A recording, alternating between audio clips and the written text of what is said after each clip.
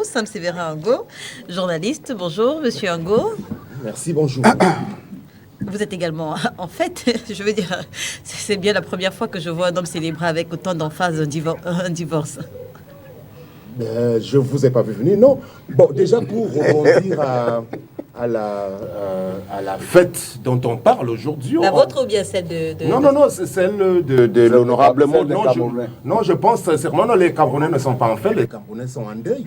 En réalité, vous devriez avoir un minimum de modestie et c'est ça qui nous dérange. C'est-à-dire, même après 4 décennies d'incurie et de malgouvernance, vous êtes quand même assez courageux pour venir à la télévision, pour être dans des célébrations, pour dire que vous célébrez quoi? Vous célébrez l'échec? On ne célèbre pas un échec.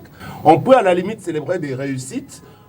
Donc là-dessus, vraiment, je voudrais que Monsieur Maud se sente seul concerné, parce qu'aujourd'hui, en réalité, le Cameroun, il est fractionné, fragmenté, c'est-à-dire le Cameroun des gens d'en haut, le Cameroun des privilégiés qui se sont employés à phagocyter les biens de l'État et qui en profitent allègrement aujourd'hui, sans vergogne, et ce Cameroun auquel nous on appartient plus majoritairement et qui normalement ne se sent pas heureux en cette journée dite de célébration. Bon, alors maintenant, si vous voulez me faire réagir, vous avez parlé de quoi là? De l'emphase, l'excitation avec laquelle vous célébrez votre... Est-ce que c'est un sujet qui intéresse les Camerounais? Parce que ça relève strictement de ce qu'on peut considérer comme une vie privée, mais si vous voulez juste un commentaire... Sur la place publique.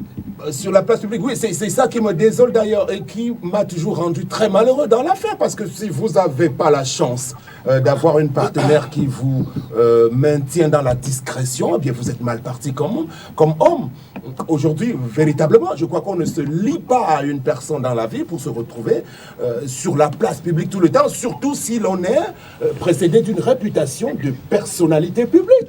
C'est-à-dire qu'on balance tout en l'air, au point où on se demande si ce n'est pas de la schizophrénie avec ce type de choses. Donc je me réjouis, donc c'est un gros soulagement effectivement que cette union ait pu être annulée finalement, et j'espère simplement qu'il ne me sera plus réservé un ensemble de tracasseries et autres formes de persécution émanant de cette personne qui minimalement ne jouit pas de tout son équilibre et qui aujourd'hui, au lieu d'être, on va le dire, ramené à la raison, vous avez voulu que j'en parle, donc je vous dis la réalité des choses. Non, je veux dire qu'elle a quand même été votre épouse pendant plus d'une année.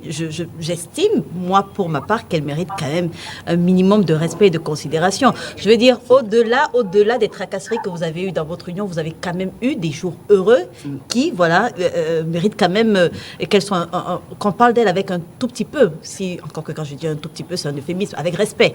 Non.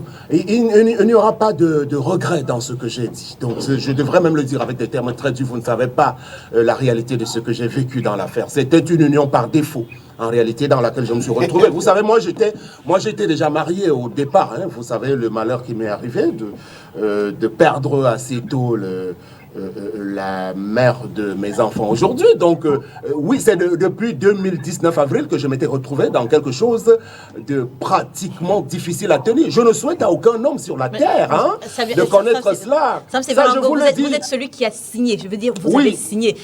Et vous jouissez de toutes vos capacités. Vous savez, quand on signe, il y a ce qu'on appelle le dol. On peut signer ne disposant pas de toutes les capacités, de toutes les facultés. Non, mais vous jouissez de toutes vos facultés mentales au moment où vous décidez de vous engager dans cette union. Oui, bon, mais à la minute où je me suis rendu compte que je m'étais trompé, j'ai voulu sortir de là et c'était là le début de mes malheurs jusqu'à ce jour, finalement. Donc, véritablement, si c'était à refaire, je ne souhaiterais pas être de nouveau en face d'une telle chose, véritablement. Encore que là, on a uniquement votre version. Je ne suis pas persuadée, enfin, je ne suis pas certaine que si on écoute également la dame, elle vous lancerait des fleurs. En tout cas, merci d'être avec nous ce dimanche, Sam Séverin Ango.